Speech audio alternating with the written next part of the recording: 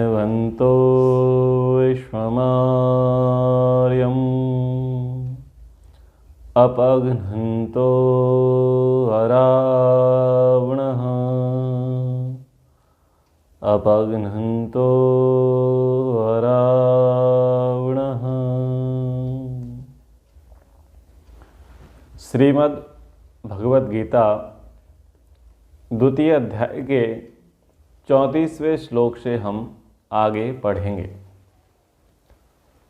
श्री कृष्णचंद्र जी महाराज के द्वारा अर्जुन को शिक्षा दी जा रही है, उपदेश दिए जा रहे हैं। कहा जा रहा है कि यदि युद्ध नहीं करोगे तो कीर्ति को प्राप्त नहीं करोगे,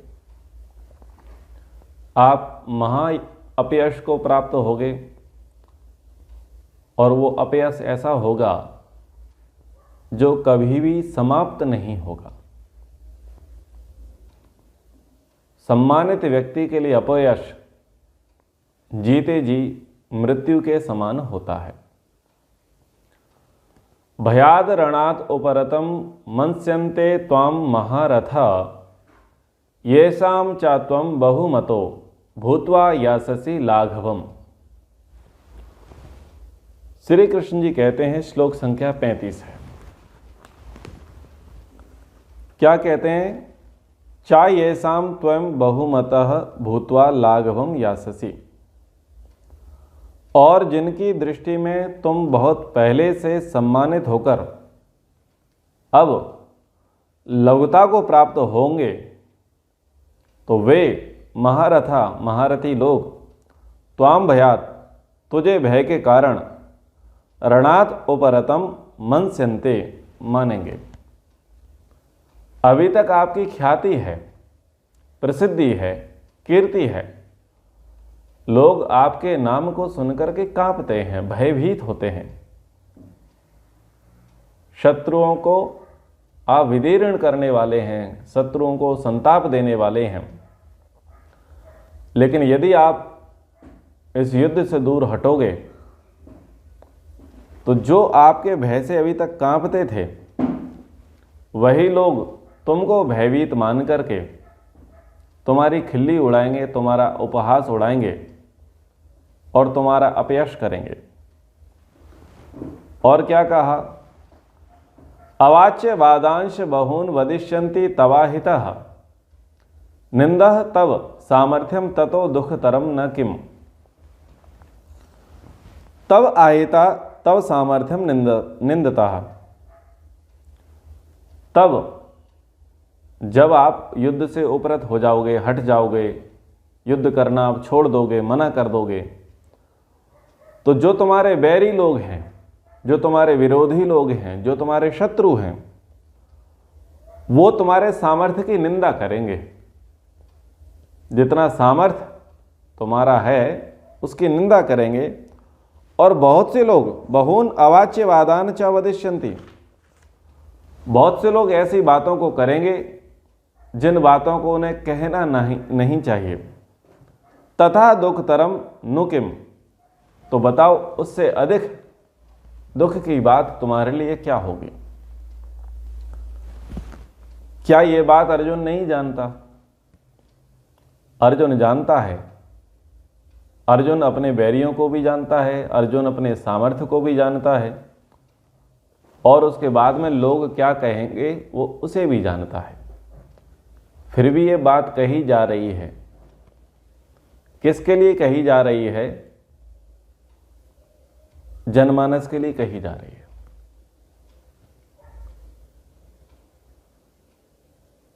प्रारंभ में तो व्यक्ति उत्साह के साथ कार्य को आरंभ करने के लिए तत्पर हो जाता है, लेकिन कुछ समय बाद उसका उत्साह भंग हो जाता है और उसे उसी कार्य में अनेक प्रकार की बाधाएं दिखने लगती हैं। तो जब बाधाएं दिखने लगती हैं और वो उससे पीछे हट जाता है तो साधु लोग उसकी निंदा करते हैं। साधु लोग ये कहते हैं कि जो महान लोग हैं, जो पुरुषार्थी लोग हैं, कर्मठ लोग हैं, वो यदि जिस कार्य को आरंभ कर दें तो उसको कभी भी बीच में छोड़ते नहीं हैं। और किसी कार्य को आरंभ किया और बीच में छोड़ दिया तो ये अपकीर्ति कारक होता है।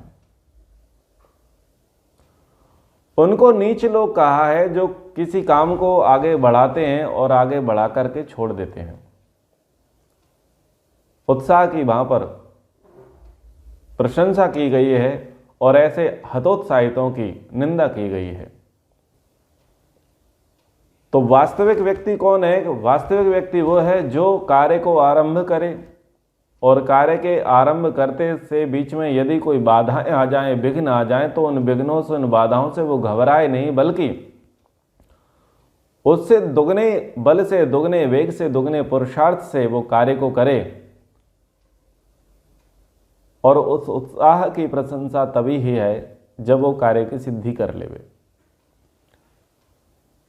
कृष्ण जी कहना चाह रहे हैं वितर्क बाधने प्रतिपक्ष भावनम, योग दर्शन का सूत्र है।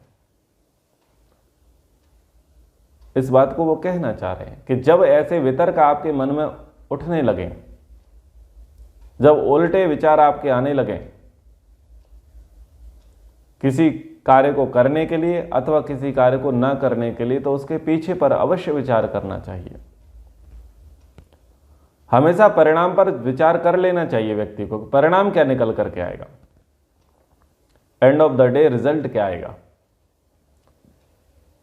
तो यहां पर उस परिणाम के विषय में सचेत कर रहे हैं कृष्ण जी कि यदि तुम युद्ध से दूर भागोगे, लड़ाई नहीं करोगे, तो परिणाम क्या निकलेगा कि जो तुम्हें गांडीवधारी मानते हैं, जो तुम्हें धनंजय कहते हैं, जो तुम्हारी कीर्ति करते हैं, जो तुम्हारा गुणगान करते हैं, वो सब के सब मिट्टी में मिल जाएगा और लोग ऐसी बातें कहेंगे जो उनको नहीं कहनी चाहिए। तो जब व्यक्ति पर थोड़ा सा आरोप लगता है, आक्षेप लगता है, थोड़ा सा कलंक लगता है, तो इतने मुंह और इतनी ही बातें, मुंह भी नए नए बन जाते हैं और बातें भी नई नई बन जाती हैं। आप किस किस के मुंह को पकड़ेंगे और लोग बोलना आपके विषय में बंद नहीं करेंगे। इसलिए आप चाहते हैं कि लोग आपके विषय में अनावश्यक ना बोलें, तो आप उनको ऐसा बोलने का अवसर ही मत दो। इसको बुद्धिमत्ता कहते हैं। ठीक है? तो वो सब तुम्हारे सामर्थ्य की क्या करेंगे? निंदा करेंगे। संघर्ष जीवन में आते हैं, लेकिन उन संघर्षों से घबराना नहीं होता। जीवन के संघर्ष से क्या घबराना, जीवन तो है प्रभु का एक नजराना। बतलाओ तो संघर्ष कहां नहीं है, संघर्ष जहां नहीं है ऐसा कोई जहां नहीं है। संघर्ष तो नव सृजन की भूमिका है, नव निर्माण से फिर क्या घबराना। जिंदा रहने के लिए शिशु का संघर्ष, अस्तित्व बनाने के लिए युवा का संघर्ष, निरोगी काया के लिए वृद्ध का संघर्ष। फिर संघर्ष से किसको है बचकर जाना। जीवन के संघर्ष से क्या घबराना, जीवन तो है प्रभु का एक नजराना। तो संघर्ष जीवन में आते रहेंगे, इसलिए संघर्षों से कभी भी मनुष्य को घबराना नहीं चाहिए। कृष्ण जी कहते हैं, मैं उस श्लोक को पढ़ने जा रहा हूं जिस श्लोक को सुन करके या जिसका उपदेश सुन करके रण वाकुरे रण समर में अपने सर्वस्व को आहूत कर देते हैं। सैनिकों को सबसे ज्यादा जोश इसी बात पर दिया जाता है। क्रांतिकारी इसी सूत्र को आत्मसात करते हुए स्वतंत्रता संग्राम की बलिवेदी पर उन्होंने अपने सर्वस्व को न्यौछावर कर दिया, अपने आप को आहूत कर दिया। कृष्ण जी ने अर्जुन से कहा, हतो वा प्राप्स्यसि स्वर्गम जित्वा वा मोक्ष से महीम तस्माद उत्तिष्ठ कौन्तेय युद्धाय कृत निश्चयः। यह श्लोक आप अवश्य याद रखें, बड़ा ही काम का है। कृष्ण जी क्या कह रहे हैं? हतो वा प्राप्स्यसि स्वर्गम जित्वा, जित्वा यानी जीतना, जीत की बात है, लेकिन यहां हार शब्द का प्रयोग नहीं किया है। विचार कीजिएगा सभी श्रोतागण, हार शब्द का श्री कृष्ण जी ने प्रयोग नहीं किया है। श्री कृष्ण जी ने कहा है मरना, हतो व जित्वा, या तो मरो या जीतो। ये मरो या जीतो का नारा किसने दिया? श्री कृष्ण जी ने दिया है। आप उसके शब्दों को बदल करके सुनते हैं कि करो या मरो, लेकिन वास्तविक नारा क्या है गीता का? मरो या जीतो। एक काम हो सकता है, या तो मर जाओ अथवा जीत जाओ। हारने की बात नहीं की उन्होंने। युद्ध में हारने का विकल्प श्री कृष्ण जी ने दिया ही नहीं। अगर मर गया तो क्या मिलेगा? स्वर्ग मिलेगा। और जीत गया तो क्या मिलेगा? पृथ्वी का राज्य मिलेगा, भोग मिलेगा। कितनी बड़ी प्रेरणा थी। अर्जुन कांप रहा था, हतोत्साहित हो चुका था, गांडीव हाथ से छूट गया था, अपने पैरों पर खड़ा नहीं हो पा रहा था और रथ के पिछले भाग में जाकर के बैठ गया था। उससे क्या कहा? हतो वा प्राप्स्यसि स्वर्गम जित्वा। पांडवों की सेना कितनी थी? 7 अक्षौहिणी। कौरवों की सेना कितनी थी? 11 अक्षौहिणी। पांडवों की सेना से कहीं अधिक धुरंधर महारथी बलवान कौरवों की सेना में थे। तो अगर संख्या बल देखा जाए तो कौरवों का अधिक था, बाहुबल देखा जाए तो कौरवों का अधिक था, लेकिन आत्मबल किसने दिलाया? कम लोगों के भीतर आत्मबल दिलाने वाले कृष्ण जी थे। उन्होंने कहा हतो वा प्राप्स्यसि स्वर्गम जित्वा।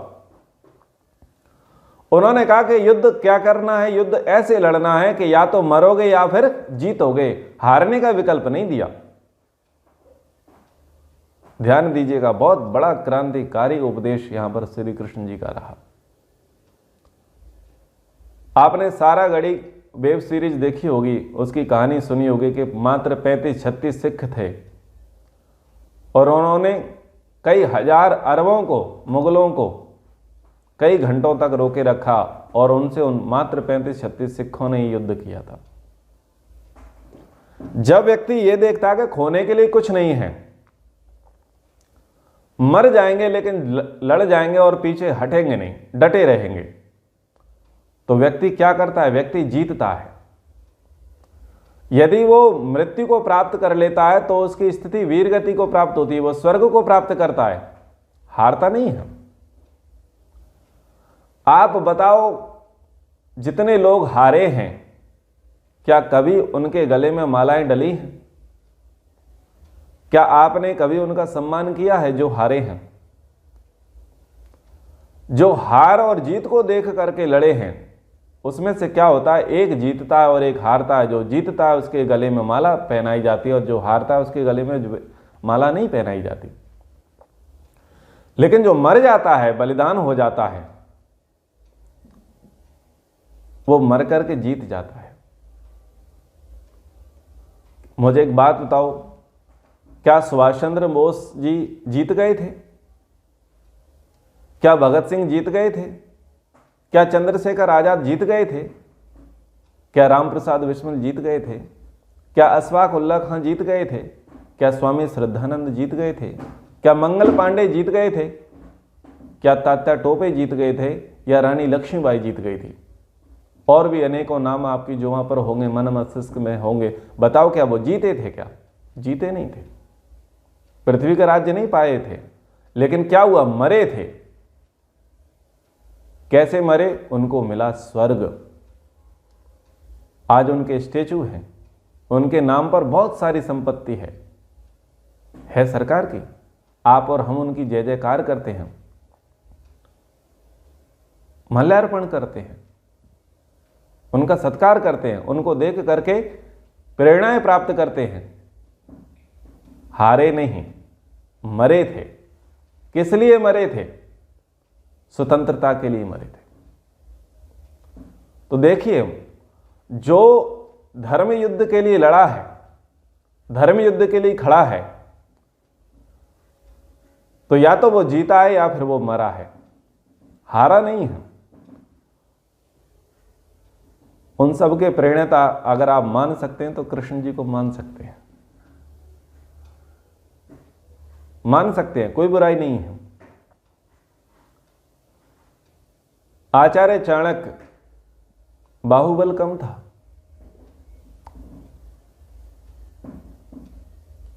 किसको खड़ा किया? चंद्रगुप्त को। उसके सामने भी यही था, हतो वा प्राप्स्यसि स्वर्गम जित्वा। अगर चंद्रगुप्त तुम मर गए तो तुम राष्ट्र की बलिवेदी पर अपने आप को आहूत करके स्वर्ग में स्थान प्राप्त करोगे, और यदि जीत गए तो तुमको भी धरती का राज्य मिलेगा। शिवाजी भी वही थे, महाराणा प्रताप भी वही थे, उसी विचारधारा को लेकर के चले थे। तो ध्यान दीजिए, जो हारे हैं उनको कभी सम्मान नहीं मिला है।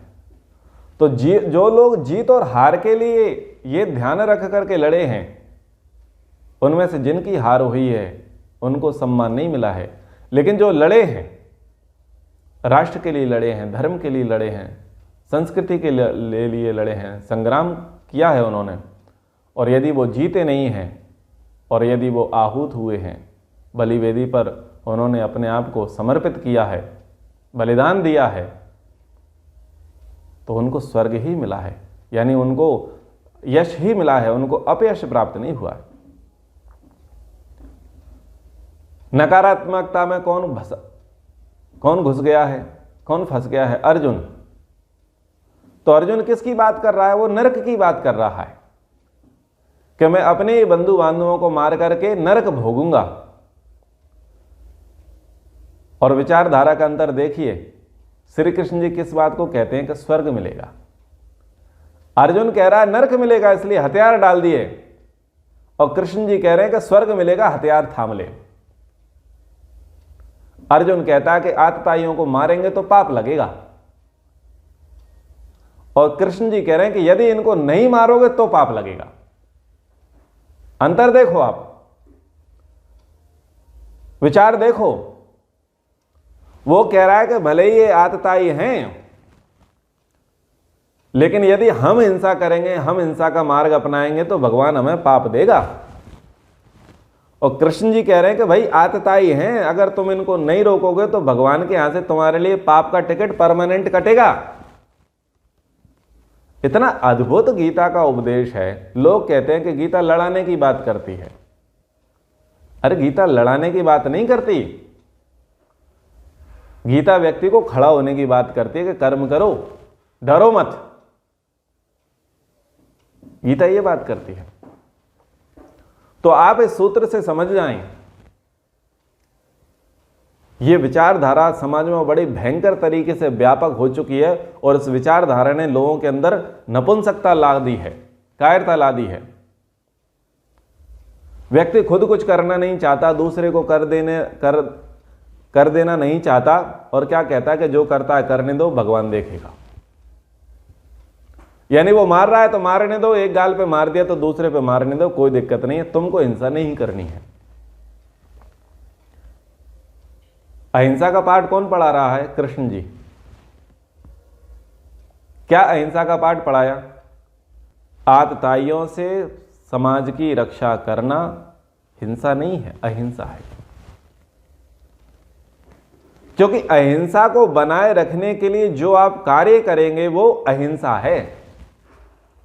आप सुख से रह रहे हैं, शांति से रह रहे हैं, सौहार्दपूर्ण तरीके से रह रहे हैं, यानी आप अहिंसक जीवन जी रहे हैं, और कोई बाहरी व्यक्ति आता है, हिंसा मचाता है, वो हिंसा करता है। उस हिंसा से क्या हो रहा है? आपकी अहिंसा का नाश हो रहा है, आपकी शांति भंग हो रही है, आपका सौहार्द भंग हो रहा है, आपकी समरसता समाप्त हो रही है। तो आप उसे बचाने के लिए क्या करोगे? आप अपनी अहिंसा के बचाने के लिए जो काम करोगे वो अहिंसा होगी। और हिंसा का बदला कैसे होगा? हिंसा से होगा, क्योंकि वो अहिंसा की भाषा नहीं समझते हैं। सठे साठ्यम समाचरित, जो जिस भाषा में समझना चाहता है उसे उसी भाषा में समझाना पड़ेगा। यदि आप अपने कॉलोनी, मोहल्ले में, देश में, राष्ट्र में शांति चाहते हो तो आतताइयों को उनकी भाषा में समझाना पड़ेगा, आपको उन्हें ठोकना पड़ेगा। वो हिंसा नहीं है, वो अहिंसा की रक्षा है, वो अहिंसा धर्म है। इस अहिंसा धर्म का उपदेश श्री कृष्ण जी ने गीता में दिया। आर्गुमेंट क्या किए थे अर्जुन ने कि माना कि वो आतताई है, लेकिन अगर हम उनको मारेंगे तो पाप लगेगा। विचार करिए। अर्जुन कहता है कि हमारी कीर्ति, हमारा धर्म नष्ट हो जाएगा, वर्ण संकर पैदा हो जाएगा।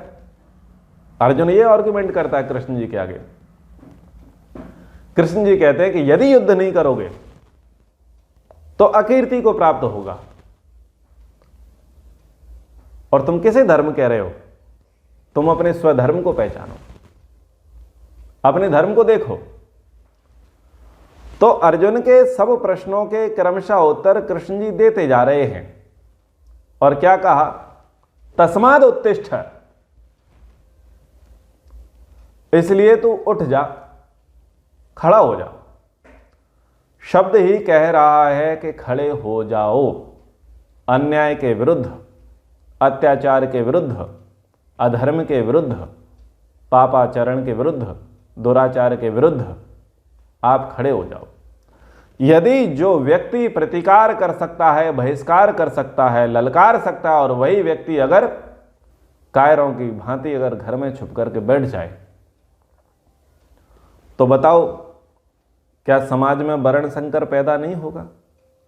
क्या समाज में अराजकता उत्पन्न नहीं होगी? होगी। इसलिए जिनके कंधों पर उसका बोझ है, भार है, दायित्व है, यदि वही सरेंडर कर देंगे तो सोचो समाज का क्या होगा। समाज अपने आप नष्ट भ्रष्ट हो जाएगा। मैं दो बातें इस प्रसंग में जोड़ना चाहता हूं। लोग अपनी कीर्ति का, अपनी विजय का आधार किसे मानते हैं? ध्वज को मानते हैं, झंडे को मानते हैं। सब राष्ट्रों की आस्था, सब सैनिकों की आस्था अपने ध्वज के प्रति होती है। बहुत बड़ा मनोविज्ञान उसमें छुपा है। वो मानते हैं कि यदि ध्वज गिर गया, ध्वज झुक गया, तो समझ लो हमारी पराजय पक्की है। और ये मानसिकता भारत में रही थी।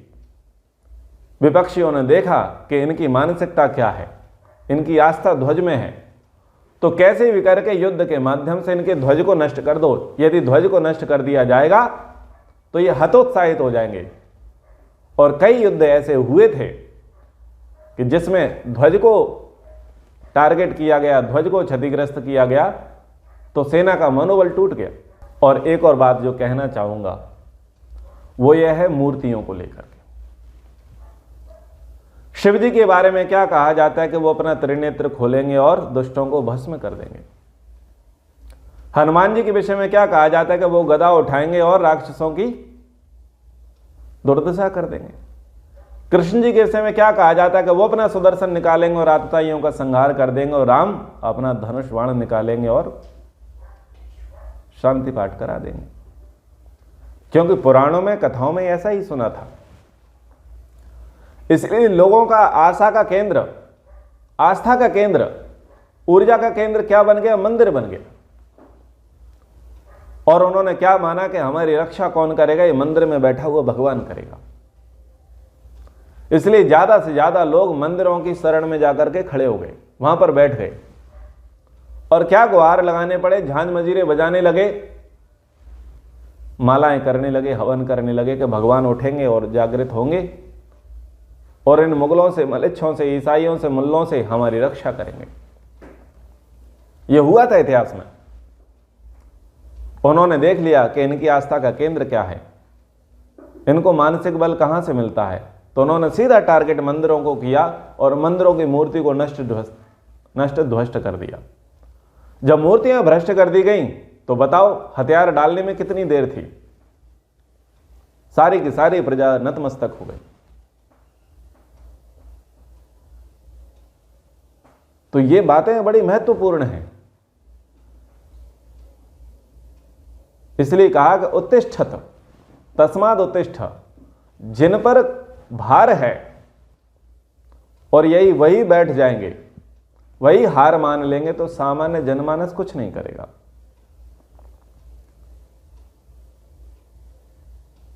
तो उस जमाने में तो लोग झंडों से आस्था रखते थे, उस जमाने में तो लोग मूर्तियों से आस्था रखते थे, राजाओं की, सेनापतियों की आस्था तो बात ही छोड़ दो।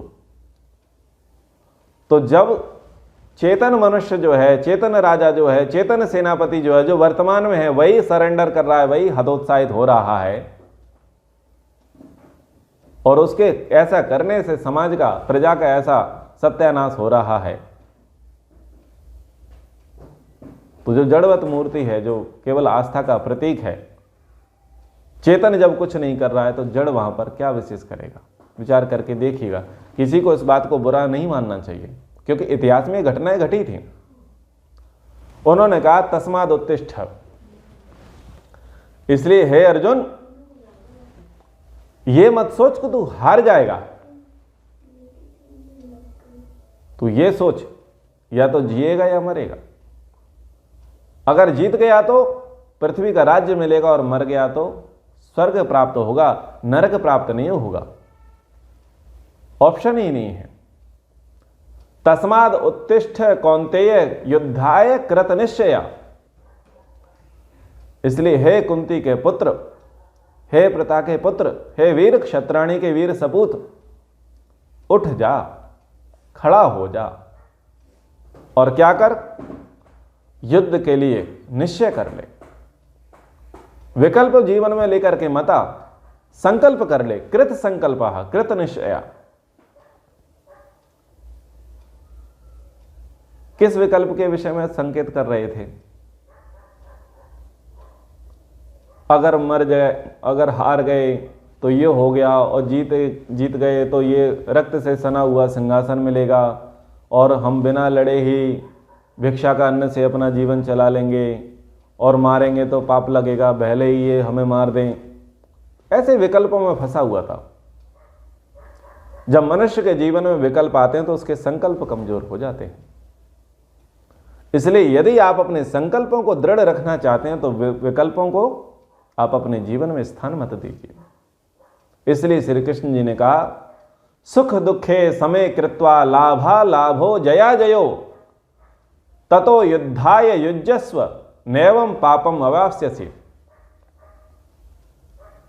पहले कहा युद्ध के लिए कृत निश्चय कर ले, संकल्प लेकर के मत आ। और यहां पर उस विकल्प के विषय में संकेत कर रहे हैं, सुख दुखे समय कृत्वा लाभा लाभो जया जयो। सुख दुख को समान करके, लाभ और अलाभ को, जय और पराजय को समान करके क्या कर? तू युद्ध के लिए निश्चय कर ले, और युद्ध में तू खड़ा हो जा, युद्ध में तू लग जा, इससे तुझे पाप नहीं घेरेगा। क्या अर्थ समझ में आया? सुख है, दुख है, लाभ है, अलाभ है, जय है और पराजय है। इनको तुम समेकृतवा, इनको समान समझो। कैसे समान समझोगे? सुख आता है तो कैसा लगता है? अच्छा लगता है। और दुख जाता है तो कैसा लगता है? अच्छा लगता है। हुए समान। लाभ हुआ तो कैसा लगता है? अच्छा लगता है। और हानि खत्म हुई तो कैसा लगता है? अच्छा लगता है। विजयश्री मिलती है तो कैसा लगता है? अच्छा लगता है। और पराजय के दिन, पराजय के बादल जब छट जाते हैं तो कैसा लगता है? अच्छा लगता है। यह है सुखे दुखे समय कृत्वा। एक के आने का सुख और दूसरे के जाने का सुख। और ऐसे ही दुख है। दुख आता है तो कैसा लगेगा? बुरा लगेगा। और सुख जाएगा तो कैसा लगेगा? बुरा लगेगा। ऐसे ही जीवन में हानि होती है तो कैसा लगता है? बुरा लगता है। और ऐसे ही लाभ के दिन जब बीतते हैं तो कैसा लगता है? बुरा लगता है। जब पराजय आती है तो कैसा लगता है? बुरा लगता है। जब जय का काल बीतता है तब कैसा लगता है? बुरा लगता है। हुआ सुख दुखे समय कृत्वा, दोनों को समान समझो, दोनों एक जैसे हैं, इनको समान समझो और फिर क्या, फिर युद्ध के लिए जुट जाओ। धर्म युद्ध में शस्त्र उठाने के लिए खड़ा हो जाओ। वो कहता है शस्त्र उठाएंगे तो पाप लगेगा, कृष्ण जी कह रहे हैं कि शस्त्र उठाओगे तो पाप नहीं लगेगा। जब स्वतंत्रता की बात हो, धर्म की बात हो, राष्ट्र की बात हो, तब किसी को भी युद्ध से मुख नहीं मोड़ना चाहिए, युद्ध के साथ उसे तटस्थता नहीं बनानी चाहिए, उसमें अपना समर्पण करना चाहिए। भारतीय इतिहास को देखें तो जितने लोग युद्ध में कूदे थे उनको हम जानते हैं, उनकी जय जयकार करते हैं। लेकिन जिन्होंने युद्ध करने से मना कर दिया था अथवा जिन्होंने युद्ध से तटस्थता बनाए रखी थी, क्या बताओ आप और हम उनका सम्मान करते हैं? सम्मान नहीं करते। ग्वालियर के महाराजे ने युद्ध से तटस्थता बना रखी थी और कहां चले गए? विदेश चले गए। क्या आज तक उनको इस बात के लिए सम्मानित किया जाता है? उनके वंशजों को नहीं किया जाता। हमारे एक अद्भुत बापू हुआ करते थे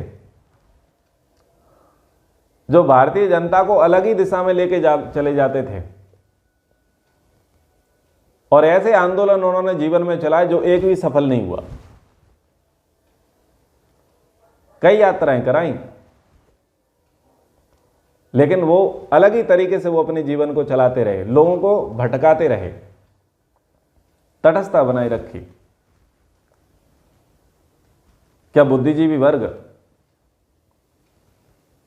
जो भारतीय स्वतंत्र समर को समझता है, उसके इतिहास को पढ़ता है, क्या उसको सम्मान देते हैं?